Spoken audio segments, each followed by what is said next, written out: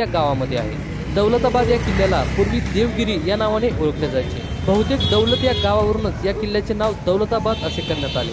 दौलताबाद हा किल्ला गिरिदुर्ग प्रकारातील किल्ला असून हा किल्ला एका शंकूच्या आकाराच्या डोंगरावर वसलेला आहे। दौलताबाद या किल्ल्यावर अनेक राजांनी राज्य केले, परंतु हा किल्ला युद्ध करून आणि सैनिक बळावर कोणालाच जिंकता आलेला नाही। शेवटी दौलताबाद हा किल्ला अजिंक्य राहिला। दौलताबाद हा किल्ला महाराष्ट्रात असणाऱ्या 7 आश्चर्यांपैकी एक आहे।